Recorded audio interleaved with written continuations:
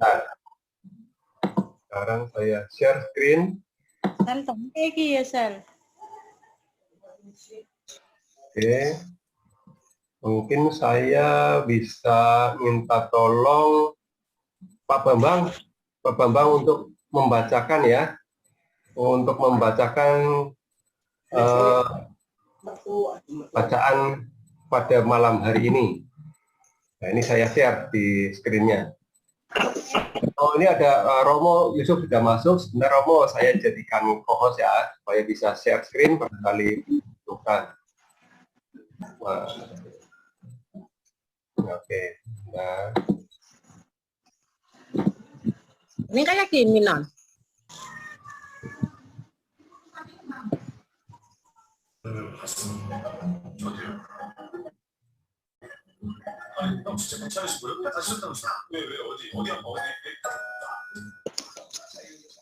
Ya, mute dulu ya, yang tidak berkepentingan.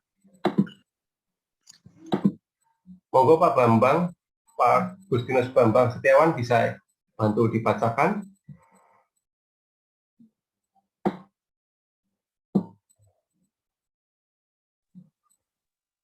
Wahyu bab 3 ayat 14 sampai 22. Dan tuliskanlah kepada malaikat jemaat di Laodikia. Inilah firman dari Amin, saksi yang setia dan benar, permulaan dari ciptaan Allah. Aku tahu segala pekerjaanmu, engkau tidak dingin dan tidak panas. Alangkah baiknya jika engkau dingin atau panas. Jadi karena engkau suam-suam beku dan tidak dingin atau panas, aku akan memuntahkan engkau dari mulutku. Karena engkau berkata, aku kaya dan aku telah memperkayakan diriku, dan aku tidak kekurangan apa-apa. Dan karena engkau tidak tahu bahwa engkau melarat dan malang, miskin, buta, dan telanjang, maka aku menasihatkan engkau supaya engkau membeli dariku emas yang telah dimurnikan dalam api, agar engkau menjadi kaya, dan juga pakaian putih, supaya engkau memakainya, agar jangan kelihatan ketelanjanganmu dan memalukan, dan lagi minyak untuk melumas matamu, supaya engkau dapat melihat. Barang siapa kukasihi, ia kutegur dan kuhajar, sebab itu relakanlah hatimu dan bertobatlah. Lihatlah, aku berdiri di muka pintu dan mengetuk. Jikalau ada orang yang mendengar suaraku dan membukakan pintu, aku akan masuk mendapatkannya, dan aku makan bersama-sama dengan dia, dan ia bersama-sama dengan aku. Barang siapa ia akan kududukan bersama-sama dengan aku di atas tahtaku, sebagaimana aku telah menang dan duduk bersama-sama dengan Bapakku di atas tahtanya. Siapa bertelinga, hendaklah ia mendengarkan apa yang dikatakan Roh Kudus, Roh kepada jemaat. Demikianlah sabda Tuhan. Syukur kepada Allah.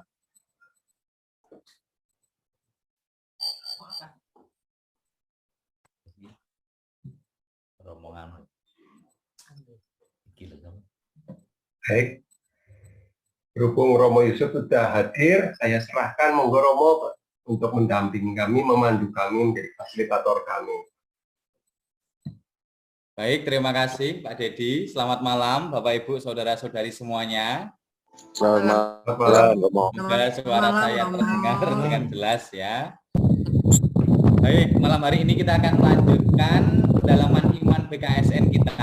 Kita sudah sampai di tema yang keempat, dari tema umum bulan Kitab Suci Nasional tahun ini, Yesus Sahabat Seperjalanan Kita. Nah, di tema yang keempat ini kita secara khusus akan mendalami tentang Yesus sahabat bagi orang yang bertobat. Yesus sahabat bagi orang yang bertobat. Nah, seperti yang sudah dibacakan oleh Pak Bambang tadi, teksnya adalah teks Wahyu. Dan Wahyu ini bukanlah kitab yang mudah untuk dipelajari ya. Saya akan share screen. Oke, ya ini. Yesus sahabat bagi orang yang bertobat. Kitab Wahyu ini sekali lagi bukanlah kitab yang mudah. Tadi sudah dibacakan ya, nggak perlu saya ulangi. Sekali lagi bukanlah kitab yang mudah. Di kampus teologi pun, sejauh saya ingat, tidak begitu banyak yang dibahas dari kitab ini. Karena bahasanya terdengar tidak mudah dan temanya itu tema yang berat, soal akhir zaman gitu. Tapi kalau kita pengen membaca, sebenarnya ringkasan dari kitab Wahyu itu apa? Kita bisa membaca dari buku yang diberikan oleh KWI ini. Penulis kitab Wahyu adalah Yohanes. Yohanes menulis kitab ini untuk memberikan semangat kepada orang beriman agar tetap bertahan menghadapi tuntutan dari penguasa Romawi untuk mempraktekkan penyembah berhala, yaitu penyembahan terhadap kaisar. Jadi konteksnya itu kitab Wahyu ini seperti kitab motivasi. Motivasi untuk orang-orang Kristiani di mana mereka itu dihadapkan pada pemerintah kekaisaran Romawi yang memaksa mereka untuk menyembah berhala, menyembah kaisar. Jadi walaupun bahasanya berat, sebenarnya ini kitab motivasi gitu. Jika tidak menuruti tuntutan pemerintah Romawi, para murid Kristus akan dikejar-kejar, disiksa, bahkan dihukum mati. Yohanes dalam kitab Wahyu menunjukkan bahwa mereka sedang berada dalam situasi kritis. Sebab pertarungan antara kebaikan, disimbolkan malaikat dan Mikael. Kalau baca kitab Wahyu secara keseluruhan, nanti kita akan melihat banyak malaikat-malaikat itu bersabda, termasuk menyampaikan firman Tuhan, termasuk dari teks kita malam hari ini. Sebab pertarungan antara kebaikan melawan kejahatan, disimbolkan dengan iblis, sudah di ambang pintu. Penganiayaan adalah wujud nyata pekerjaan iblis, dan orang Kristen diminta untuk tetap setia dan bertahan sampai akhir zaman. Jadi kalau ngomong soal akhir zaman, itu sebenarnya mengarah pada soal kesetiaan. Walaupun menjadi murid Kristus itu tidak mudah, dikejar-kejar, dianiaya, bahkan dibunuh, tetaplah setia. Karena nanti akan di akhir zaman akan memperoleh keselamatan. Kurang lebih temanya seperti itu, konteksnya seperti itu. Tadi sudah dibaca teks ini, maka mari kita lihat selami perikop ini. Wahyu 3, 14 sampai 12. Nah, pengantar. BKSN pertemuan keempat mengangkat tema pertobatan. Yesus sahabat bagi orang yang bertobat. Kalau dalam bacaan Injil kita pernah mendengar bukan orang sakit yang bukan orang sehat yang membutuhkan tabib, tapi orang sakit yang membutuhkan tabib. Dan Yesus rupanya dalam tema ini juga ingin menekankan hal itu, ya. Melalui tema ini juga ingin ditekankan hal itu, bahwa orang bertobat itu punya kesempatan untuk menjadi lebih baik lagi. Orang berdosa punya kesempatan untuk bertobat, dan Yesus itu menemani pertobatan mereka. Yesus menjadi sahabat orang-orang yang berjalan dalam pertobatan. Kira-kira tema ini ingin mengatakan seperti itu. Nah, konteks saat ini, gereja dan masyarakat dunia kita itu sedang dilanda krisis multidimensional karena pandemi. Krisis di mana-mana. Mungkin Bapak Ibu mengalami, di bagian ekonomi kita mengalami krisis, di bagian kesehatan jelas kita merasakan semuanya, di bagian sosial relasi antar kita jarang bertemu kita mengalaminya. Bapak Ibu yang punya anak-anak mungkin krisis pendidikan juga, terganggu sekolahnya. Jadi krisis multidimensional. Itu konteks kita saat ini. Nah, kitab Wahyu itu sebenarnya juga menggambarkan gereja Kristiani awal, di mana gereja awal itu juga mengalami krisis.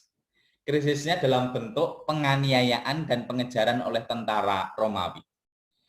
Kalau mau membandingkan ya hampir sama, sama-sama mengalami krisis. Kitab Wahyu 3 ayat 14 sampai 22 yang kita jadikan bahan permenungan malam hari ini itu menggambarkan jemaat Laodikia yang menjalani hidup sebagai murid Kristus yang suam-suam kuku. Suam-suam kuku. Saya tadi tanya ke Romo Andi Karol, jadi suam-suam kuku itu artinya apa gitu ya. Saya cek di Google suam-suam kuku itu enggak jelas juga. Kok ada kata suam, suam, dan kuku. Kukunya suam-suam atau bagaimana, saya nggak tahu. Romo Andi menjawab, yaitu idiom yang ingin menggambarkan panas ora, adem ya ora. Jadi panas tidak, adem ya tidak. Jadi cuma di setengah-setengah gitu ya, suam-suam kuku. Nanggung mungkin ya, panasnya nanggung, ademnya ya nanggung, suam-suam kuku. Nah, Laodikia. Laodikia itu di mana? Nah, saya menampilkan peta zaman dulu, gereja awal. Gereja kekristenan itu lahir di sini, Yerusalem ini.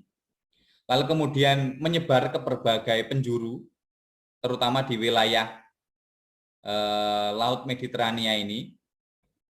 Ini ada Asia Kecil, di mana Paulus itu banyak melakukan perjalanan di sekitar sini. Nah, Laodikia itu letaknya di sini nih, tidak di pinggir pantai tapi di agak pedalaman. Laodikia ini terkenal sebagai satu dari 7 gereja awal di Asia. 7 itu adalah ada Perga, ada Tiatira, Sardis, Smyrna, Efesus, Philadelphia, dan Laodikia. Nah, letaknya di sini ini. Mungkin pernah dengar kisah bagaimana Paulus di Kreta, lalu kemudian terdampar di Patmos, di Athena, dan sebagainya. Nah, Laodikia itu di sini. Sekarang wilayah ini adalah wilayah dari negara Turki. Nah, ini masih ternyata ada puing-puingnya, reruntuhannya. Kalau ada kesempatan mungkin bisa ke sana ya, puing-puingnya. Ada tiang-tiang penyangga kota-kota zaman dulu dan ini kelihatan sekali pemukimannya di Laodikia itu. Artinya sebagai kota ini sejak zaman dulu, pada zaman dulu, ini adalah kota yang maju sehingga bisa menjadi salah satu tempat pewartaan misi kekristenan pada waktu itu. Mau balik meneh. Nah, ini. Profil kota Laodikia. Kota Laodikia terletak di Asia Kecil. Kota ini hanya berjarak 40 mil dari kota Efesus. Kota Laodikia termasuk kota yang kaya pada saat pemerintahan Romawi. Kita lihat tadi cuma 40 mil dari Efesus. Efesus ini terkenal sebagai kota besar karena termasuk kota pelabuhan. Ini cuma 40 mil dan walaupun agak ke dalam, ini terkenal sebagai kota yang kaya pada pemerintahan Romawi. Sekarang kota ini berada di wilayah negara Turki. Kalau kita melihat reruntuhan kota Laodikia sekarang, kita dapat menjumpai bekas reruntuhan 3 gereja yang cukup besar dari peninggalan Romawi. Jadi ternyata di puing-puing itu bisa dideteksi ternyata ada 3 gereja besar peninggalan Romawi. Dari bekas peninggalan gereja di Laodikia, kita dapat melihat bahwa gereja-gereja saat itu adalah gereja-gereja yang kaya. Gereja-gereja yang besar. Mungkin bisa dideteksi dari tiang-tiangnya atau dari bahan-bahannya itu bahan-bahan yang tidak sembarangan gitu ya. Tidak murahan tapi barang-barang berkualitas. Nah, mari kita lihat di teksnya. Konteks kitab Wahyu 3 14 sampai 22. Surat ini ditujukan kepada jemaat di Laodikia. Surat terakhir dari rangkaian 7 surat yang ditujukan kepada jemaat Efesus, Smyrna, Pergamus, Tiatira, Sardis, Philadelphia, dan Laodikia. Ya, 7 gereja tadi itu, 7 komunitas gerejawi tadi itu, Laodikia disebut yang terakhir. Kehidupan di Laodikia itu mengalami kemunduran. Konteksnya adalah penganiayaan oleh orang Romawi zaman Antiochus kedua, 3 Masehi, dan kultur dan gaya hidup yang berkembang adalah konsumerisme. Nah, karena kota yang kaya, kota yang besar, jatuh pula pada godaan konsumerisme. Jemaat pun juga mudah kompromi, terutama dengan imannya, tampil kelihatan di sana bahwa dengan yang duniawi, rohani itu kadang bisa dikompromikan. Dan oportunis, disebutkan jauh dari idealitas orang Kristiani sejati. Jauh dari idealitas orang Kristiani sejati. Nanti kita akan lihat mengapa disebut jauh dari kata ideal. Kritikan yang keras pada jemaat di Laodikia, menurut kitab Wahyu ini adalah kehidupan yang suam-suam kuku. Jadi orang Kristen itu mau suam-suam kuku. Mengikuti Kristus itu hanya suam-suam kuku. Kata-katanya tadi demikian. Bentar, saya perlihatkan yang suam-suam kuku. Kitab ini ditulis demikian. Dimulai. Dan tuliskanlah kepada jemaat di Laodikia, kepada malaikat jemaat di Laodikia, inilah firman dari Amin, saksi yang setia dan benar, permulaan dari ciptaan Allah. Aku tahu segala pekerjaanmu, engkau tidak dingin dan tidak panas. Alangkah baiknya jika engkau dingin atau panas. Jadi karena engkau suam-suam kuku dan tidak dingin atau panas, aku akan memuntahkan engkau dari mulutku. Kalau kita baca teks ini sebenarnya Yesus bersabda, dan tuliskanlah kepada malaikat jemaat di Laodikia. Yesus memerintahkan malaikat untuk mengatakan kepada jemaat di Laodikia, inilah firman dari Amin, nanti kita akan dalami siapa itu Amin, saksi yang setia dan benar, permulaan dari ciptaan Allah. Bahasanya tidak mudah. Tapi yang jelas kritikannya itu di sini, soal suam-suam kuku itu. Tidak dingin, tidak panas. Setengah-setengah, nanggung. Dan dalam hal ini adalah nanggung jadi orang Kristen, nanggung jadi pengikut Kristus. Kritikan keras untuk Laodikia. Nah, jemaat Laodikia. Dari aspek ekonomi, kota Laodikia tergolong kaya dan makmur. Kota ini berada di persimpangan lalu lintas perdagangan di wilayah Asia Kecil. Jadi walaupun pedalaman tapi kayak di persimpangan gitu ya. Jadi memang ramai, dilewati niaga. Dan Laodikia ini menjadi pusat keuangan, ya niaga tadi itu. Ternyata juga berkembang sekolah kedokteran dan pengobatan mata. Ya, di sana kekasanan itu pada waktu itu. Konsumerisme menjadi warna dominan mentalitas warga Laodikia. Mereka sangat membanggakan kekayaan dan kemakmurannya, merasa bisa mencukupi kebutuhan hidupnya secara sendiri dengan daya manusiawinya. Nah, mulai kelihatan apa yang sebenarnya alasan ada kritikan itu. Jadi karena merasa membanggakan kehebatan kotanya, kehebatan kehidupannya, kekayaan dan kemakmurannya, jemaat di Laodikia itu merasa bisa mencukupi kebutuhan hidupnya secara sendiri-mandiri dengan daya manusiawinya. Dalam arti tertentu, ya kurang bergantung dengan Allah. Kurang merasakan bahwa sebenarnya banyak berkat itu datangnya dari Allah.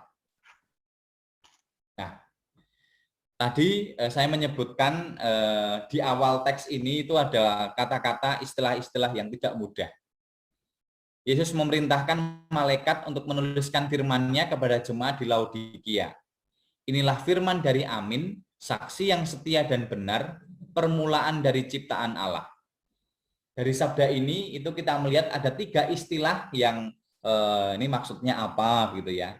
Saya mengajak Bapak Ibu bukan hanya mendalami makna ini tapi juga sedikit mendalami kata dari Alkitab ini yang ternyata menarik ya. Yesus menyebutkan bahwa dirinya itu Amin, saksi yang setia dan benar, permulaan dari ciptaan Allah. Masing-masing punya maknanya. Amin, sebutan atau gelar ini menunjukkan bahwa Yesus adalah Dia yang benar dan final, terakhir. Baik bagi kehidupan setiap orang maupun kehidupan seluruh dunia. Kalau kita berdoa biasanya ditutup dengan amin. Tradisi religius kekristenan, Muslim, ya Islam, mungkin juga Yahudi kan ketika doa selesai ditutup dengan amin. Amin itu artinya ya setuju, artinya ya berakhir, ya ini akhir diamini begitu. Nah, amin yang dimaksud di sini adalah Yesus ingin menunjukkan bahwa Dia itu adalah yang benar dan final. Dia itu yang terakhir dari kehidupan setiap orang maupun kehidupan seluruh dunia. Yang lain tak bukan adalah tujuan manusia dan dunia ini berada adalah Yesus. Akhirnya pada Yesus. Lalu yang kedua, saksi yang setia dan benar. Yesus akan menelanjangi segenap kepalsuan dalam diri manusia. Nah, Yesus itu saksi yang benar dan dia setia. Maka terutama bagi jemaat di Laodikia, konteks teks ini, Yesus akan menelanjangi segenap kepalsuan dalam diri manusia. Artinya segala topeng-topeng rohani yang dibuat oleh jemaat Laodikia itu tidak bisa disembunyikan dari Yesus. Dan ini juga sebenarnya pesan bagi kita semua bahwa Tuhan itu yang paling tahu maksud hati kita, ya. Maksud hati kita. Tuhan itu paling tahu kedalaman hati kita. Juga ingin dikatakan seperti itu. Lalu gelar yang terakhir adalah permulaan dari ciptaan Allah. Yesus adalah permulaan dari surga dan bumi yang baru yang akan datang kekal dan mulia. Nah, permulaan sebuah dunia baru, surga dan bumi yang baru yang sifatnya itu kekal dan mulia. Bisa dilihat di kitab Wahyu 21, 1-7. Yesus ini adalah permulaan dari surga itu kan yang mengumpulkan semua orang mengalami hidup yang baru. Hidup yang baru itu bukan hanya hidup yang selesai di bumi ini, tapi hidup yang sifatnya itu kekal yang akan datang, yaitu hidup setelah kematian, dan ini mulia, yaitu surga bersama Allah. Dan ketiga sebutan ini menegaskan posisi Yesus dalam menegakkan kebenaran dan keadilan di dunia. Ini tambahan untuk kita. Nah, kembali lagi. Kritik kepada jemaat di Laodikia tentang suam-suam kuku. Suam-suam kuku itu juga diartikan hangat. Hangat itu ya dingin banget juga tidak, panas banget juga tidak. Jadi ya itu setengah-setengah itu. Suam-suam kuku. Orang Kristen di Laodikia itu yang bersikap masa bodoh dan apatis karena mampu mencukupi diri sendiri dan cepat puas. Katanya mau mengikuti Yesus, tetapi mengikutinya itu setengah-setengah, nanggung. Mengapa? Karena masih mendasarkan hidupnya pada kekuatan sendiri, terutama dalam hal materi. Jadi karena kotanya itu kota yang kaya, bisa memenuhi seluruh kebutuhannya dengan sendiri, orang Laodikia ini semacam yaitu setengah-setengah ikuti Yesus. Jadi nggak bisa sungguh-sungguh menghayati semua berkat, kekayaan, kesehatan, kesejahteraan itu datangnya dari Yesus. Masih berpikir bahwa ya ini karena kehebatanku, karena kemampuanku manusiawi. Ini yang dialami. Jemaat Laodikia membanggakan kekayaannya, di mana itu memberikan jaminan hidup dan kebahagiaan. Tidak bisa menghayati bahwa Yesuslah jaminan hidup sejati dan kebahagiaan yang kekal. Tidak sampai ke sana. Maka sekali lagi disebut suam-suam kuku, nanggung setengah-setengah ketika mengikuti Kristus. Dalam kepercayaan diri orang Laodikia yang tinggi, Kristus melihat bahwa secara rohani mereka ini melarat, malang, miskin, buta, dan telanjang. Jadi walaupun secara duniawi, materi mereka ini tampak luar biasa, hebat, pusat kedokteran, pengobatan mata, kekayaan, jalur perdagangan, tapi secara rohani, jemaat di Laodikia itu mereka miskin, malang, dan butuh pertobatan agar menjadi kaya di dalam Kristus. Orang Laodikia masih menganggap bahwa materi duniawi itu lebih tinggi daripada hal surgawi, sehingga seolah tidak membutuhkan Allah dalam hidupnya. Terus kecukupan semua, ngapain membutuhkan Allah? Kira-kira seperti itu. Nah, Kristus kemudian mengajak, ayo bertobat, jalan pertobatan. Sadarilah itu semua dan mari bertobat. Dalam Wahyu 3:20 ditulis, lihat aku berdiri di muka pintu dan mengetuk. Artinya adalah Yesus sendiri itu mendatangi jemaatnya, inisiatif. Kalau kita bertamu pada orang itu kan di depan pintu dan kemudian mengetuk. Inisiatifnya dari tamunya. Tamu itu pengen ketemu yang punya rumah. Nah, kira-kira Yesus kepada jemaat di Laodikia itu seperti itu. Datang kepada mereka dan kemudian gitu ya. agar jemaat di Laodikia itu terbuka hatinya dan kemudian menerima Yesus sepenuhnya dalam hidupnya. Mengetuk itu berarti sabar. Terus-menerus mengajak jemaat membuka hati akan kehadirannya. Saya tinggal di Torsa sudah sejak Juli kemarin. Salah satu yang khas itu adalah frater-frater ketika menanggapi bel gitu ya. Seringkali bel kering gitu. Frater-frater itu kami sedang makan siang dan tempat makan sampai ke depan itu kan jauh. Frater-frater itu bela-belain kalau ada bel itu lari biar yang mengetuk pintu itu segera mendapatkan jawaban. Karena seringkali baru kering, kemudian setengah menit kemudian kering gitu lagi karena mungkin tidak sabar untuk menunggu. Nah, Yesus itu mengetuk terus-menerus. Jemaat Laodikia, ayo buka hatimu, terima diriku. Terima diriku. Aku mau masuk ke rumahmu, aku mau masuk ke hatimu. Terus mengajak. Bagaimana ketika kemudian dia bertemu dengan jemaat, orang yang dikasihinya, Yesus menggelar pesta perjamuan.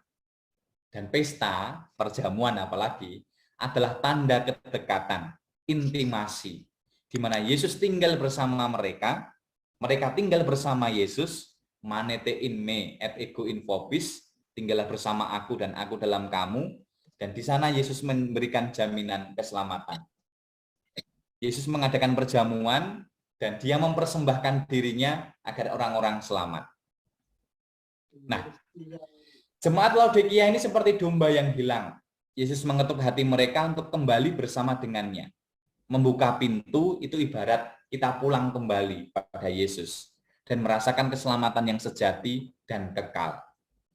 Inilah mengapa teks ini, walaupun teksnya adalah teks yang berat, tidak mudah untuk kita pahami mungkin ketika sekali membaca, tetapi gerak Yesus yang mengetuk pintu itu adalah gerak seorang sahabat yang menanti dengan sabar temannya itu biar bertobat dan kemudian menemani mereka kembali, yaitu menelusuri jalan pertobatan.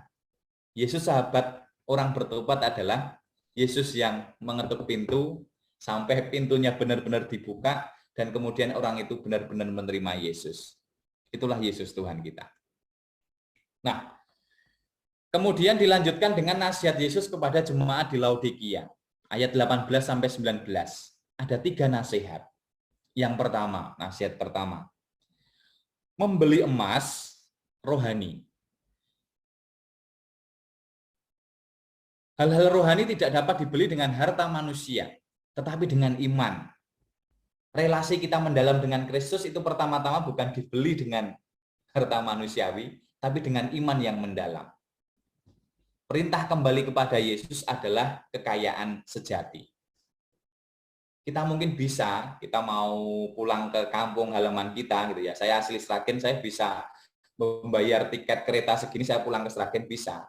Tapi agar saya sungguh-sungguh bisa kembali pulang kepada Yesus, melakukan pertobatan, tidak dengan harta manusiawi pertama-tama, tapi dengan iman, kesadaran bahwa kita salah berdosa dan kita mau pulang.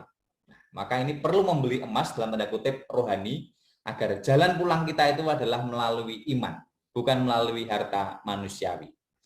Nasihat kepada Laodikia. Yang kedua, tentang pakaian putih.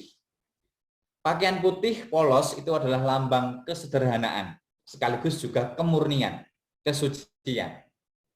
Jemaat dimurnikan oleh pengampunan dosa melalui korban Kristus.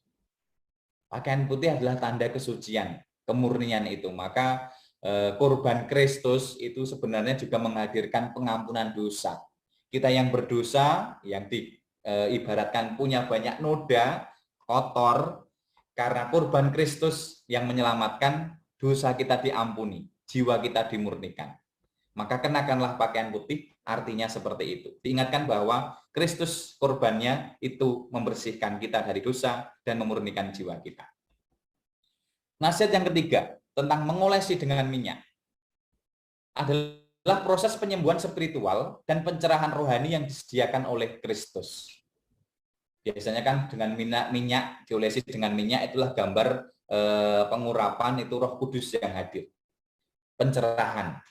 Nah, Yesus, kepada jemaat di Laodikia pun Yesus juga memberikan pesan, olesi dengan minyak itu agar bersama dengan Kristus kita bisa mengalami penyembuhan spiritual dan pencerahan rohani. Pencerahan rohani berarti, oh ternyata hidup itu bukan tidak hanya didasarkan pada materi duniawi, tapi juga surgawi. Duniawi ya dikejar karena kita memang hidup di dunia, tapi surgawi pun juga dikejar karena di dalam Kristus kita dijanjikan hidup surgawi. Dua-duanya harus berimbang. Orang Jawa mengatakan golek sego karo golek swarga. Sego itu gambaran dunia, swarga gambaran surgawi.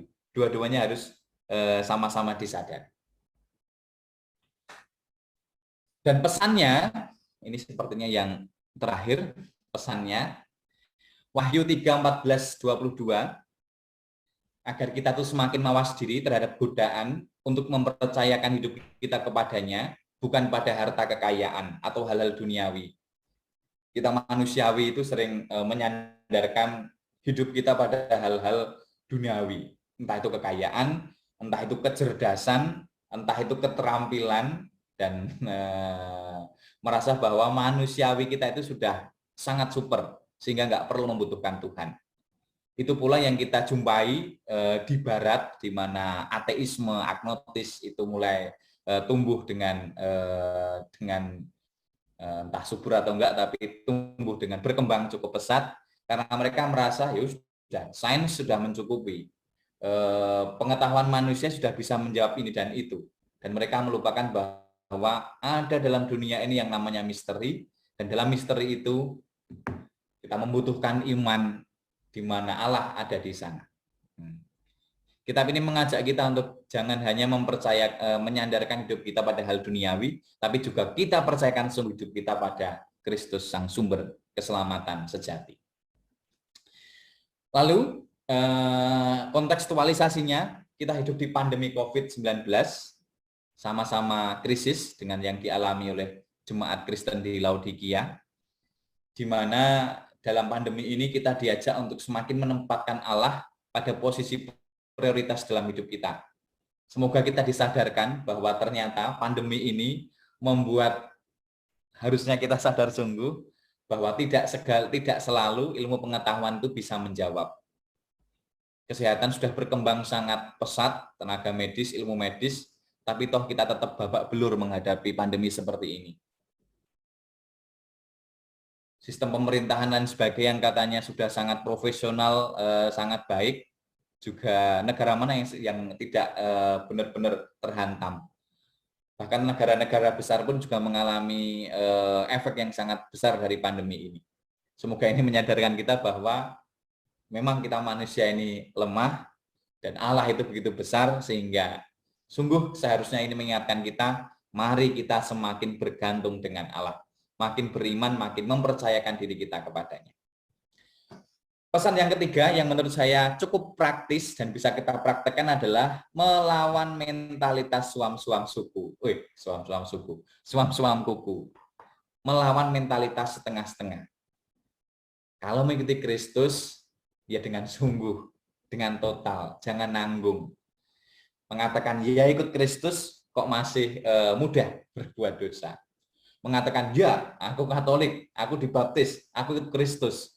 Tapi mungkin kehidupan rohaninya belum tidak menampakkan hal itu. Maka secara praktis kita diajak untuk semakin bisa mengikuti Kristus dengan sejati, ya acara-acara rohani, lalu kemudian ritual-ritual gerejawi, ekaristi, sakramentali, dan sebagainya, membaca kitab suci, termasuk mempraktekkan ajaran Yesus soal mengampuni, mengasihi, toleransi, menghargai orang, rendah hati, dan lain sebagainya, harusnya makin bisa kita laksanakan. Sehingga kita bukan menjadi seperti jemaat di Laodikia, jemaat yang suam-suam kuku, yang nanggung. Kristennya itu Kristen nanggung, Katoliknya itu Katolik nanggung. Tapi Katolik yang sungguh-sungguh, yang setia kepada Kristus, yang berusaha dengan sungguh mencoba mempraktekkan apa yang telah ia teladankan, ia hidupi, ia ajarkan, dan ia sabdakan. Sehingga dengan demikian identitas kita sebagai murid Kristus itu adalah murid yang sejati, bukan murid yang suam-suam kuku.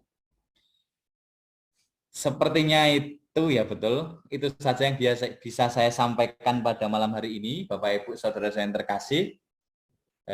Saya tidak tahu apakah ada pertanyaan, refleksi atau apa yang harus saya sampaikan. Saya dapat pengarahan dari Romo Andi Karol menyampaikan hal ini. Mungkin ada pertanyaan atau tanggapan yang bisa memperkaya kita semua satu sama lain. Terima kasih.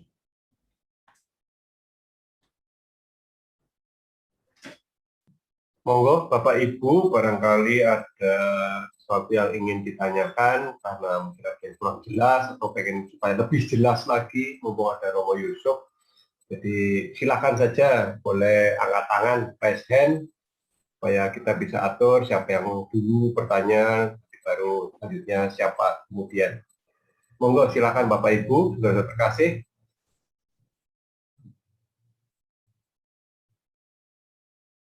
Ya, Pak. Mantap, Mo. Pak Bambang, monggo. Malam, Mo. Saya mau tanya, itu kan ada 6 kota. Selain yang itu, Laodikia itu, apakah yang paling parah menurut Tuhan itu hanya kota itu saja? Kok yang dipilih itu? Terima kasih, Mo.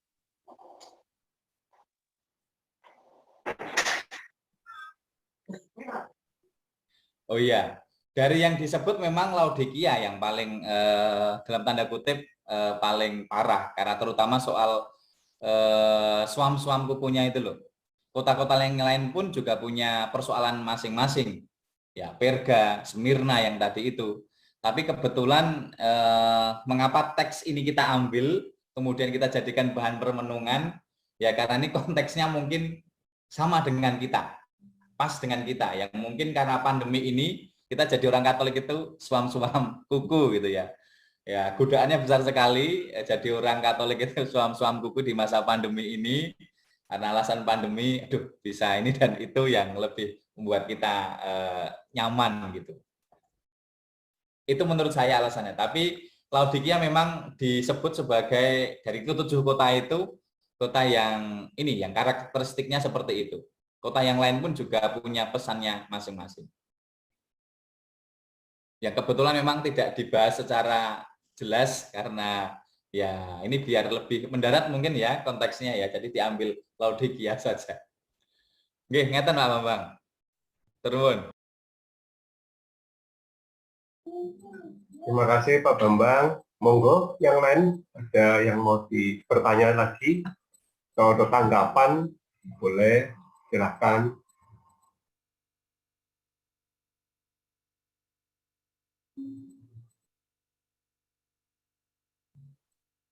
Mungkin ada yang mau menanggapi, lalu konteksnya dengan pertobatan yang dimaksud itu gimana ya? Monggo, jangan lihat yang belum paham. Monggo ada Romo.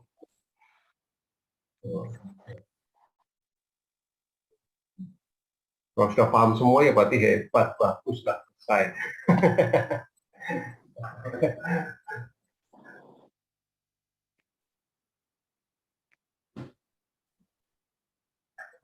Monggo, Bapak Ibu, jangan malu-malu, nanti daripada malu-maluin. Ya. Atau juga bisa sharing soal suam-suam kuku tadi itu yang menurut saya ya mungkin banyak kita alami, diam-diam banyak kita alami. Betul. Saya merasa awal-awal pandemi itu sebagai Romo pun ya mungkin saya suam-suam kuku gitu ya.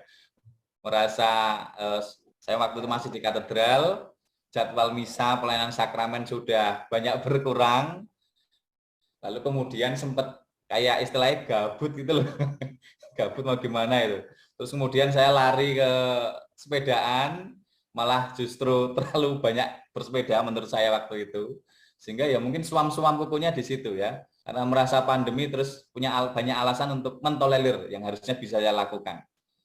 Walaupun pandemi mungkin saya bisa bikin banyak renungan mungkin remah atau apa itu namanya kesit kayak Romo Andi Karol atau bagaimana yang menurut saya itu ya tetap pandemi tetap berjuang gitu ya. Ya itu sih menurut saya juga sering kita alami mungkin selama pandemi ini ya suam-suam kuku itu. Selamat malam, Mo. Pak Dedi. Nggih, malam monggo. Ya, dari awal kan Romo tadi jelasin, memang kitab Wahyu itu susah dicerna. Awalnya saya baca juga saya bingung, Mo, karena mungkin saya termasuk salah satu yang suam-suam kuku itu, Mo ya, jarang baca kitab suci misalkan, gitu ya, Mo ya. Tapi begitu saya lihat penjelasan Romo, apalagi dijelaskan dengan rinci, terus mukanya juga sukacita, gitu loh, enak gitu loh, Mo, gitu aja, Mo. Jadi ya ngerti-ngerti dikit lah, mudah-mudahan ini menjadi acuan bagi kita untuk bisa semakin berproses di dalam melayani Tuhan kita Yesus Kristus. Gitu, Mo. Selamat malam. Baik, terima kasih. Ini Pak Bambang ya, sama-sama Pak Bambang nih yang bicara. Monggo ada yang menanggapi lagi boleh, silakan.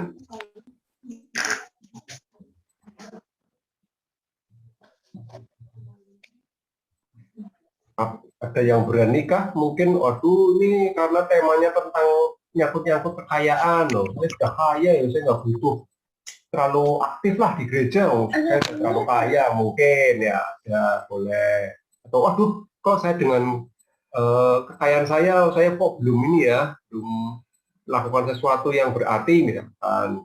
So, aduh dengan mendengarkan apa yang disampaikan Romo, saya kok rasanya belum ya, kurang harus memberikan sesuatu nih buat pelayanan saya, nggak cuma ngandelin apa yang saya miliki ya, monggo.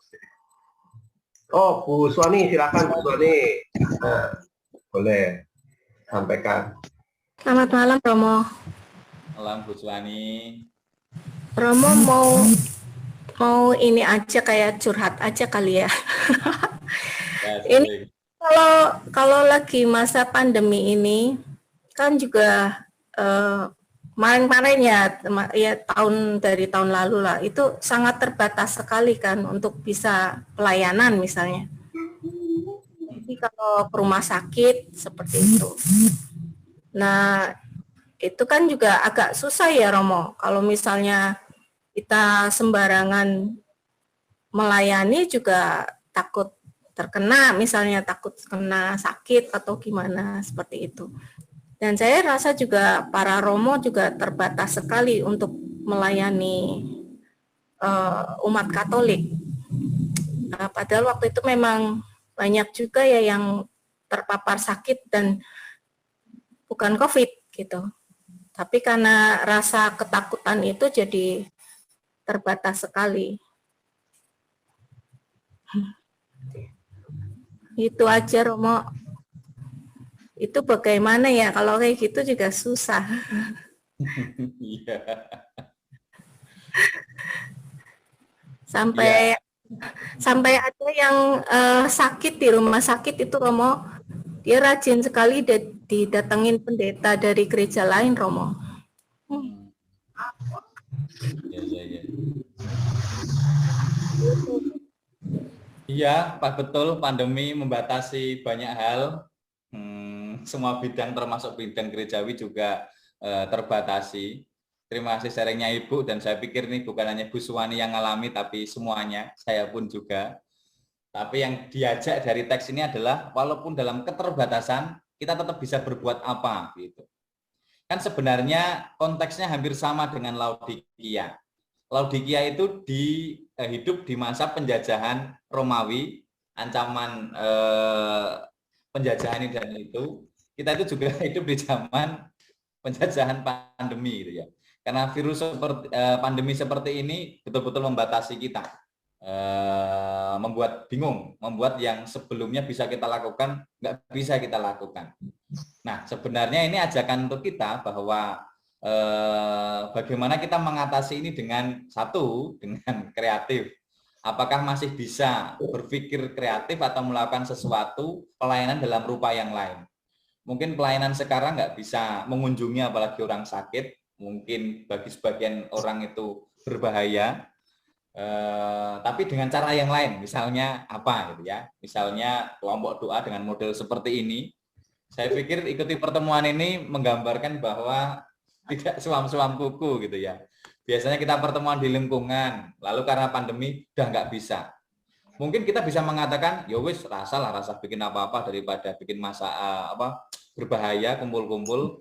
Tapi kita tetap mencoba, yuk kita bikin secara virtual, secara Zoom, masih dimungkinkan. Ini kan usaha kita untuk nggak hanya suam-suam kuku. Bapak Ibu mengikuti acara ini ada dua pilihan, ikut atau enggak gitu ya.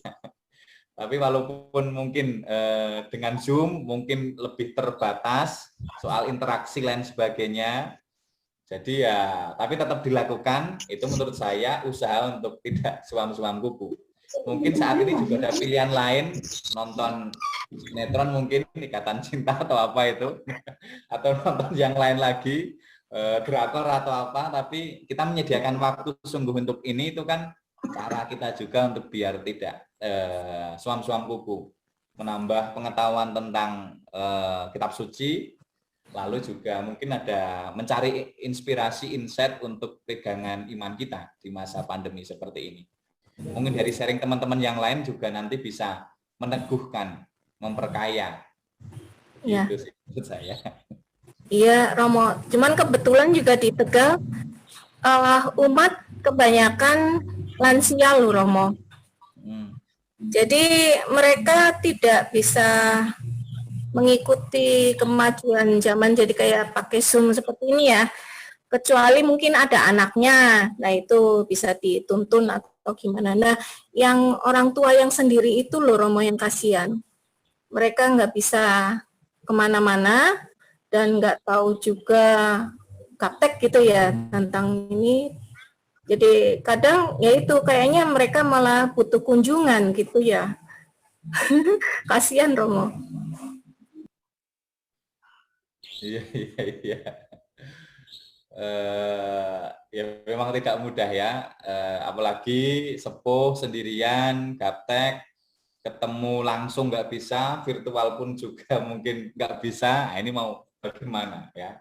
Tentu bisa dirembuk dengan mungkin lingkungan atau wilayah atau DPP atau dengan orang paroki bagaimana mengatasi hal ini gitu ya. Dulu sih saya ketika di katedral tetap Romo-Romo mencoba kirim komuni dan itu cukup menyapa. Memang kemudian melelahkan. Saya pernah ngirim komuni satu lingkungan itu 27 orang, 12 rumah, dan sehari itu aduh saya kayak pertamanya semangat, kedua ketiganya agak melelahkan juga. Memang cukup berisiko juga, tapi sekali waktu ketika kondisinya memungkinkan dicoba. Dan itu rupanya cukup meneguhkan. Kita tidak bicara soal kuantitas, tapi soal kualitas perjumpaan itu. Karena sekali lagi ya banyak pertimbangan, tidak mudah. Dan mungkin juga tidak semuanya menerima kunjungan.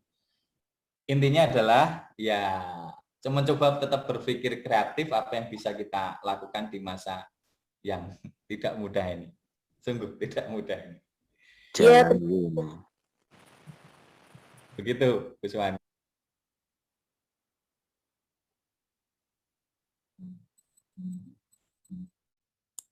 Monggo silakan. Apakah ada tambahan Pak Dedi saya? Boleh Pak Pandi ya.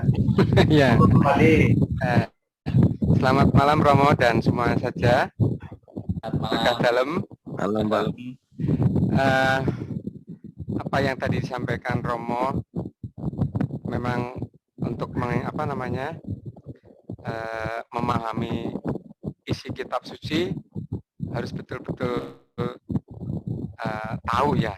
Seperti tadi memang seperti Pak Bambang tadi ya, dengan adanya Romo menerangkan tadi, oh ternyata maksudnya seperti ini toh. Ya, itu jadi terima kasih Romo untuk pengajarannya dari Injil tadi. Nah, pengalaman apa yang terjadi seperti di kota tadi, kota apa tadi? Laodikia tadi, ya seperti saya alami. Saya sebagai guru di SDBIUS itu juga waktu dulu kalau sebelum pandemi itu bisa ngajar betul-betul, kalau anak tidak bisa, anak bisa bertanya dengan menerangkan itu dengan anak lalu tahu. Nah, dengan adanya pandemi, kami ya guru-guru sebisa-bisanya hanya ya menerangkan hanya sebatas waktu itu saja. Lalu selanjutnya kreativitas atau usaha dari anak dan orang tua saja. Jadi seperti kami mau kreatif gimana lagi untuk mengembangkan kemampuan anak ya. Nah seperti itu. Jadi kesulitannya dari kami ya seperti itu, kalau memang dalam pengajaran yang harusnya diterangkan anak ya hanya pemberitahuan saja sedikit, betul-betul sedikit dari yang seharusnya anak terima gitu loh. Itu lalu suam-suam kuku yang saya alami ya udah bagaimana lagi, saya harus mau kreatif gimana gitu loh. Jadi kesulitannya seperti itu. Nah hubungannya dengan kegerejaan saya ya, saya dengan adanya pandemi ini ya saya usahakan setiap hari, walaupun waktu dulu kan hanya tidak boleh ke gereja, ya lewatnya ikut gereja sana sini. Kalau 5:30 bisa kemana-mana ya, atau jam 6 bisa ke daerah Jakarta, bisa ke Malang, bisa. Jadi setiap pagi itu diusahakan untuk ikut misa itu. Jadi usaha saya untuk tetap tidak suam-suam kuku ya Rama ya. Walaupun memang suam-suam kuku betul-betul ya, gimana untuk pendalaman imannya dan sebagainya, untuk membaca kitab suci ya sungkan. Membaca kitab suci ya sungkan gitu. Akhirnya ya hanya mendengarkan dari renungan pagi. Kalau enggak, kalau di sekolah baca renungan pagi. Kalau itu ya misa pagi dan seterusnya seperti itu. Kami rasakan juga dalam lingkungan ya Rama ya. Maaf kami tidak mau itu ya. Jadi teman-teman yang umpamanya seperti diajak latihan kur ya takut ya, untuk diajak untuk ikut pendalaman iman seperti ini ya, yang dari 60 kakak paling hanya 10-11 orang saja yang bisa ikut. Nah itu jadi seperti saya sebagai ketua lingkungan juga mau gimana ya, mau usaha gimana, alasannya ya macam-macam itu. Jadi ke suam-suam kukunya warga juga kelihatan sekali dengan adanya pandemi ini. Dulu waktu sebelum pandemi, kalau ada pertemuan ya ada 30 orang, 30 lebih orang bisa berkumpul bersama-sama. Tapi kalau sekarang dengan virtual saja kesulitan itu Romo. Jadi itu pengalaman saya. Saya minta maaf kalau ada kata-kata yang menyinggung banyak orang. Terima kasih Romo, terima kasih semuanya. Terima kasih Pak Sukandi atas sharingnya. Ada yang mau melanjutkan? Selamat malam Romo. Selamat malam. Bu Siska, monggo. Saya Ibu Francisca dari lingkungan Yakobus sebetulnya, tapi sekarang saya sedang berada di Jakarta. Saya itu manula yang sudah berumur lebih dari 80 tahun. Boleh kau ikut-ikutan bicara ya Romo ya? Monggo Bu Siska. Ya, saya itu sudah tua sesepuh. Untuk menanggapi PKSN 2021 ini, saya coba menanggapi dari logo yang ada itu ya. Sejak saya melihat logo itu, saya langsung terketuk, benar itu. Dan yang sekarang ini sebetulnya bagi saya, sapaan bagi kita semua. Kalau dilihat dari logo itu, jelas sekali dalam era pandemi ini kita mengalami banyak kesulitan, ekonomi, pendidikan, kehidupan, segala macam. Membuat kita menjadi sering takut, cemas, kecewa, nggak tahu apa yang akan kita perbuat, apa sebabnya, harus bagaimana, sampai keputusasaan kita, bahkan sampai orang-orang yang sudah sakit sampai meninggal, ya itu. Nah dari situ, dari logo itu saya melihat di tengah-tengah itu ada gambar Yesus. Di sini saya coba untuk merasakan bahwa betul dari tema yang yang ditemakan itu Yesus sahabat seperjalanan kita. Yesus yang senantiasa sebetulnya ada di dalam kehidupan kita sepanjang hidup kita. Yesus yang memberi hidup kita. Jadi Yesus tidak akan membiarkan kita dalam keadaan seperti itu. Sentralnya Yesus yang sekarang ini pada gongnya, saya singkat aja supaya terlalu panjang ya Romo. Gongnya dari cerita ini, dari yang pertemuan keempat ini, itu sapaan benar-benar bahwa kita itu benar-benar mau mengakui yang namanya era pandemi dari COVID-19 ini, sebetulnya apakah ini apa yang disebut seperti misterius. Saya coba membaca dari Imamat, dari Ulangan, dari Keluaran yang tentang kutuk dan berkat. Ya, nah dalam keadaan situasi sekarang, zaman sekarang itu memang ya nggak usah terlalu banyak diceritakan bagaimana keadaan situasi dunia sekarang ini. Apakah ini bukan sapaan Tuhan, peringatan Tuhan, mengingatkan bahwa kita sudah mulai meninggalkan semua itu, hanya satu jalan untuk kembali kepada Tuhan, seperti apa yang tadi dikatakan, kita mulai untuk membeli emas, pakaian putih, dan minyak untuk melumasi kita sendiri. Inilah satu jalan bagaimana kita itu sudah mulai saatnya bertobat. Bertobatlah. Karena semua itu ya memang bukan suatu yang kita mau menghakimi bahwa itu penyakit yang misterius. Tapi aneh, kalau kita banyak baca kitab suci, kita ingat zamannya penyakit sampar yang melanda di Israel, ya kan? Itu semua apa maknanya? Apa sebetulnya yang Tuhan mau dari itu? Ini hanya saya sekedar saja kesan saya bagaimana saya mengikuti walaupun dari kegiatan seperti ini, ya tidak langsung. Tapi saya mendapatkan pesan yang seperti itu, mungkin begitu. Itulah Romo, terima kasih. Oke, terima kasih Bu Siska mengajak kita untuk tetap berefleksi dalam situasi yang sulit ini. Tetap bisa kita coba cari maknanya dan apa yang sebenarnya dikehendaki Tuhan dalam situasi yang tidak mudah ini. Terima kasih atas sharingnya. Ya, terima kasih Romo. Yang lain, Pak Willy mengangkat tangan, monggo. Selamat malam Romo Ucup. Selamat malam Pak Willy. Romo, tadi itu kan di Injilnya. Wahyu, kitab Wahyu. Iya. Jadi karena engkau suam-suam kuku, tidak dingin atau tidak panas, aku akan memuntahkan engkau dari mulutku. Begitu kan, Mo?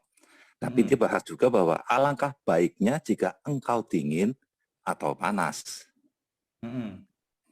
Kalau suam-suam kuku kita artikan sebagai Katolik setengah-setengah, panas sebagai Katolik yang benar-benar alim, itu lebih baik dari suam-suam kuku, kita betul, Mo ya? Berarti kalau itu suam-suam kuku setengah, panas sebagai orang yang kudus, dingin sebagai orang yang sama sekali tidak percaya Yesus, begitu kan, Mo? Dan itu lebih baik daripada suam-suam kuku. Alangkah baiknya jika engkau dingin atau panas. Apa begitu, Mo? Oke, teksnya kan tulisannya seperti itu. Aku tahu segala pekerjaanmu, engkau tidak dingin dan tidak panas. Alangkah baiknya jika engkau dingin atau panas. Justru diberi pilihan, alangkah baik itu ekstrim satu dingin atau ekstrim satu panas. Itu di teksnya gitu. Jadi karena engkau suam-suam suku, dingin tidak, panas tidak, aku akan memuntahkan engkau dari mulutku. Nah, apakah bisa dipahami seperti yang disampaikan Pak Willy tadi, kalau panas berarti total getih Katoliknya, militan, kalau dingin itu ya malah mungkin barangkali tidak mengikuti Kristus, mengikuti Kristusnya pun ya asal-asalan saja, apakah seperti itu? Memang tidak mudah menafsirkan kalau kita nggak lihat teks aslinya, ini kan juga terjemahan ke kita. Tapi yang mau saya katakan menurut saya yang bisa kita ambil dari ini artinya adalah soal ini, keputusan untuk ya atau tidak itu. Ya atau tidak itu. Memang sulit kalau kemudian mengatakan bahwa daripada ngikuti Yesus hanya setengah-setengah, mending ngerasa ikut aja, itu jauh lebih baik. Itu sih menurut saya juga nggak gitu juga diartikan gitu ya. Kan sebenarnya yang paling ideal adalah ya mengikuti Yesus, tapi ya sungguh-sungguh total gitu ya. Apakah tidak mengikuti Yesus itu jauh lebih baik dibanding yang suam-suam kuku? Rasa-rasanya kok ya itu tadi, enggak juga itu ya. Suam-suam kuku masih ada harapan untuk mengikuti Yesus sehingga jadi full militan total. Tapi kalau enggak ngikuti Yesus itu kemudian ya harapannya mungkin jauh lebih sedikit dibanding yang suam-suam kuku. Maka menurut saya memang tidak mudah kalau kita menafsirkannya kata per kata, apalagi terjemahan yang ini. Saya juga bukan ahli kitab yang tahu bahasa aslinya, bahasa Yunani ini ditulis seperti apa, tapi kita ambil makna intinya saja ya. Makna intinya adalah mengajak kita untuk lebih dan lebih militan dalam mengikuti Yesus begitu ya. Itu sih menurut saya Pak Willy atas jawaban yang sangat terbatas ini karena saya nggak tahu arti tekstual yang sangat artinya gitu. Cuma saya memahaminya seperti itu, bahwa ini ajakan yang untuk semakin lebih dan lebih mengikuti Kristus. Baik dari segi kualitas tentunya, syukur-syukur ya kuantitas juga. Monggo Pak Willy, kalau mau menanggapi. Saya nambahin boleh ya Romo ya? Oke, monggo. Untuk membantu Romo saja menjawab Pak Willy tadi. Saya dulu juga menangkap ayat ini seperti Pak Willy tadi. Jadi berarti kalau yang panas itu maksudnya semangat, kalau yang dingin itu yang sama sekali dingin, yang sama sekali nggak ikut serta ya, sama sekali apa ya pasif lah istilahnya.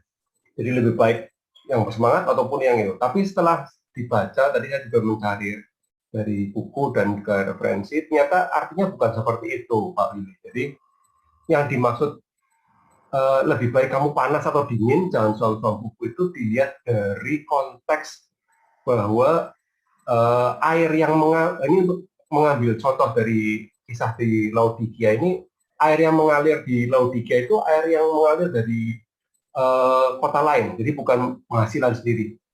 Sementara di kota tetangganya itu di Hierapolis itu menghasilkan sumber air panas. Nah, sumber air panas ini bagus untuk kesehatan, untuk mandi, untuk apa. Jadi sesuatu yang membawa kita itu untuk menjadikan hidup kita lebih enak ya. Kalau mandi air panas, hidup sehat, semangat, seger ya. Nah, yang dinginnya itu adalah kota tetangganya lagi, yaitu Kolose, yaitu menghasilkan air dingin yang bagus untuk diminum. Jadi air dingin itu maksudnya bagus untuk tubuh kita karena memberikan kesegaran, kenyamanan, kesejukan. Sedangkan yang panas itu maksudnya adalah memberikan kita semangat, memberikan kita badan yang sehat ya karena main di air panas. Jadi panas dinginnya itu dua-duanya positif, tidak ada yang negatif.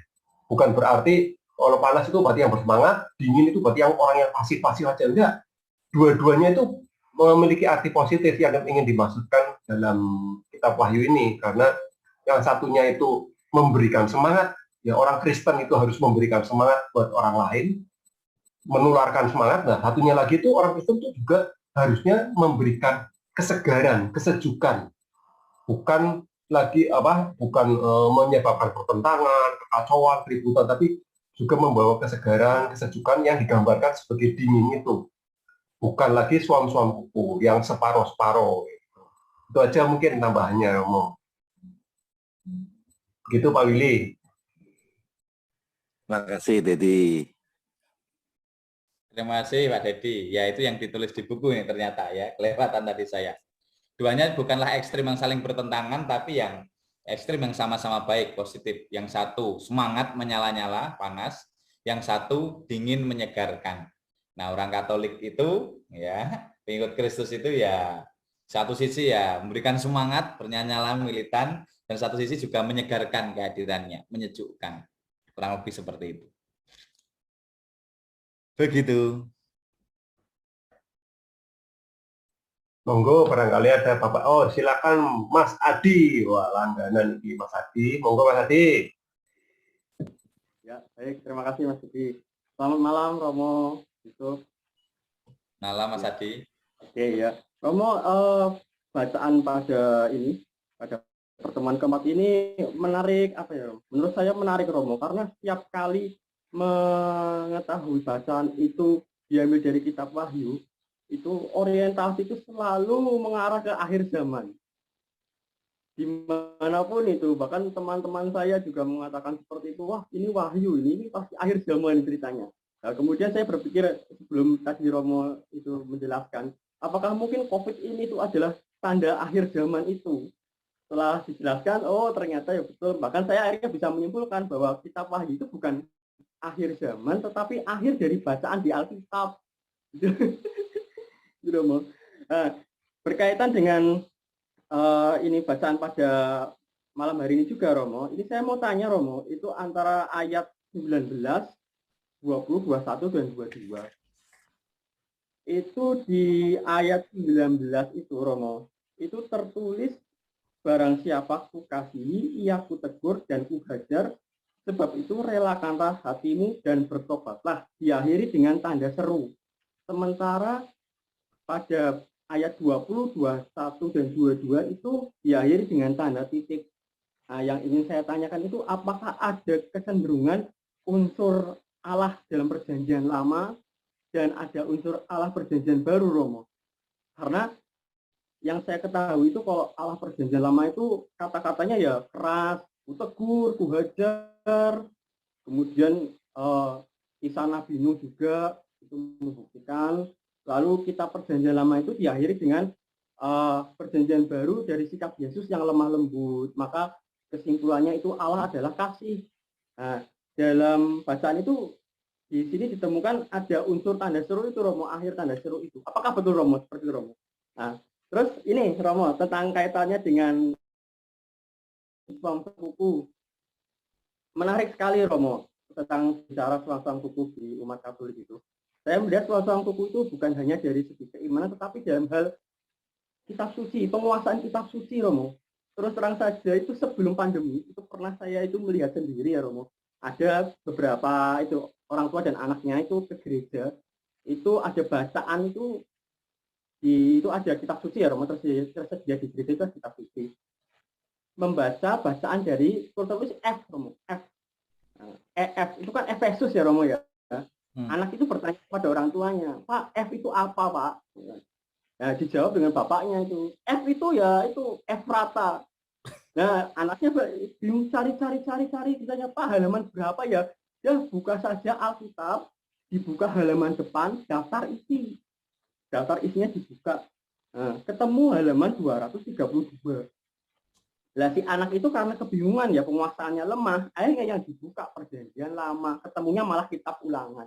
Itu saat sebelum pandemi.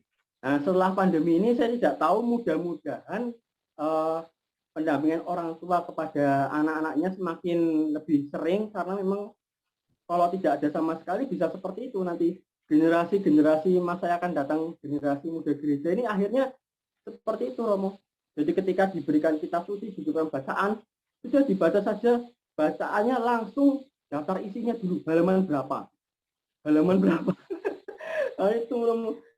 Nah, ini berbeda jauh dengan saudara kita yang ya saya sebut di sini Kristen ya, Romo, ya memang penguasaannya ini bagus memang. Nah, itu Romo sedikit kekhawatiran juga, karena kok sampai segitunya membuka Alkitab itu membacanya bukan dicari betul-betul, tapi langsung buka daftar isi. Itu ya. Terus yang terakhir Romo tentang suam kuku ini, mudah-mudahan kita yang hadir di sini tetap semangat, tetap jaga protokol kesehatan, tidak euforia, karena saat ini trennya memang turun, tetapi tetap waspada karena di mana-mana terjadi peningkatan aktivitas, mobilitas meningkat, kemudian pergi ke tempat wisata juga makin banyak, kemudian klaster sekolah juga mulai bermunculan, terus vaksinasi juga belum merata. Nah, mudah-mudahan itu, karena memang terus terang saja ketika kasus itu menimpa umat Katolik biasanya, nah itu ada kecenderungan seperti itu. Biasanya ada kecenderungan negatif.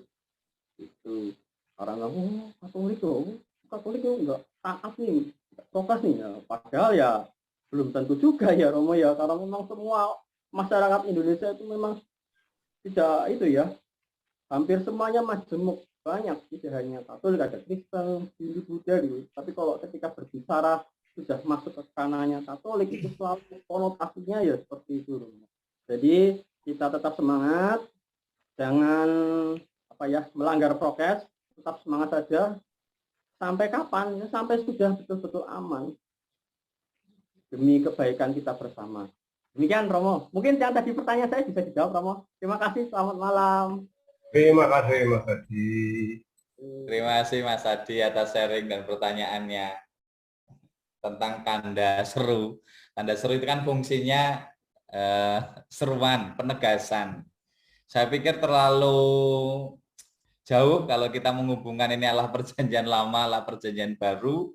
Betul memang lah perjanjian lama itu ya Allah yang keras, tegas, mungkin galak gitu ya. Sementara Allah yang perjanjian baru itu yang murah hati, yang lemah lembut gitu. Tapi saya pikir dalam kitab Wahyu ini, teks ini terlalu jauh kalau menyimpulkan di sana. Maka menurut saya lebih ini soal tanda baca. Fungsi tanda baca itu kan untuk mempertegas. Bagaimana dalam ayat ke-19 itu ditulis, barang siapa kukasihi, ia kutegur dan kuhajar. Sebab itu, relakanlah hatimu dan bertobatlah, tanda seru. Maka memang ini ajakan sungguh untuk jemaat di Laodikia, agar mereka merelakan hatinya pada Kristus dan bertobat. Wis, rasa kompromi meneh tobato begitu. Jadi istilahnya ada tanda seru itu untuk penegasan itu. Kalimat selanjutnya nggak ada tanda seru ya mungkin suaranya habis mungkin karena terlalu sering berseru ya. Jadi titik-titik saja. Tapi menurut saya itu tidak mengurangi esensi bahwa ajakan untuk bertobat, untuk ayo berbalik pada Tuhan itu kuat sekali dalam teks ini, dalam perikop ini. Lebih ke situ sih fungsi tanda baca itu. Yang kedua soal kecenderungan kitab suci itu jadi rahasia umum ya semuanya. Tapi yang sejauh saya dengar dan saya cermati, belakangan mulai tumbuh kelompok-kelompok kitab suci, bahkan juga dari segi anak muda. Saya kemarin mendapatkan sharing memang ya ternyata mungkin tanpa kita ketahui beberapa anak muda itu membuat klub kitab suci gitu ya. Beberapa memang kemudian bareng dengan gereja sebelah, walaupun mereka tetap ambil contohnya saja, tapi tetap ternyata ada ini tumbuh kecintaan seperti ini. Maka kalau kita berhadapan dengan problem ini, sebenarnya ini soal pembiasaan.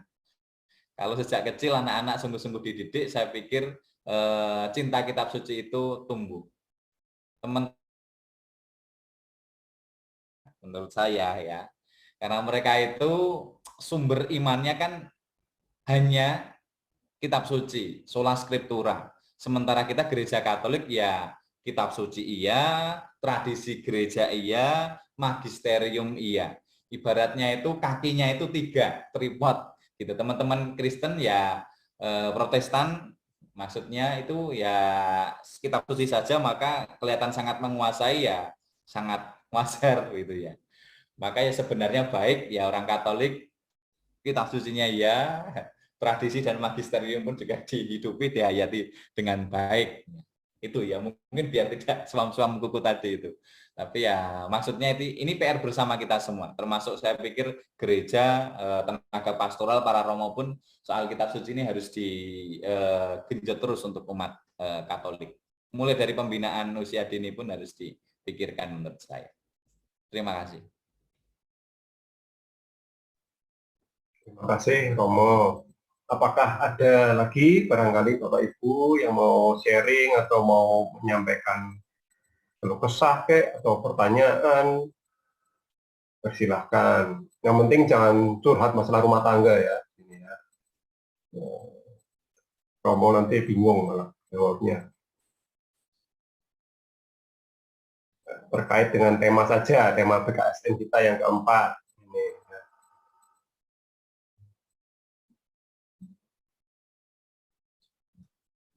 Masih diberikan kesempatan satu lagi ya, kalau ada satu, kalau nggak ada ya kita bisa akhiri. Monggo, satu lagi deh. Boleh.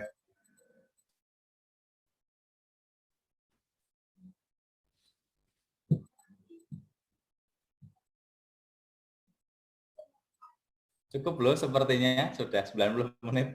Oh iya, cukup sekali kayaknya Romo. Kayaknya semuanya sudah pada paham, Romo. Sudah jelas. So, sudah apa ya, mendapatkan semangat supaya tidak suam-suam pukul lagi nih sekarang, mulai sekarang kayaknya. Berkat kehadiran Romo mencerahkan kita semua, jadi mudah-mudahan ya minimal yang hadir nih ada 50 partisipan. Kita semua mulai hari ini tidak lagi suam-suam pukul. Mudah-mudahan. Semoga kita semua menjadi sahabat Yesus, bukan hanya Yesus yang mau jadi sahabat kita, tapi kita juga jadi sahabat Yesus dari kita yang bertobat. Kita bertobat supaya tidak lagi suam-suam kuku, sehingga kita menjadi sahabat Yesus, bisa jadi sahabat buat sesama kita. Baik, kalau sudah tidak ada, maka kita akhiri acara malam hari ini. Sebagai pengingat saja, tadi dari awal acara kita sudah record acara ini, nanti akan saya upload ya, nanti juga di paroki ada di YouTube. Tapi seperti arahan dari Romo Toro kepada saya, maka nanti akan ada mengalami proses editing yang berkaitan dengan sharing pribadi akan dihapus, akan dihilangkan. Tapi kalau sekedar pertanyaan itu akan tetap. Tapi kalau sharing-sharing pribadi, menurut Romo Toro, biarlah itu menjadi kekayaan iman masing-masing pribadi yang disampaikan oleh pribadi tersebut. Ya, seperti itu. Baik, terima kasih atas kehadiran semua teman-teman semua dari wilayah Yerusalem dan Bethlehem, khususnya terutama malam hari ini yang sudah memandu kita, Romo Yusuf Widiarko, yang sudah menyempatkan waktu memberikan dan membimbing kita semua. Puji Tuhan, terima kasih ya Romo. Sama-sama.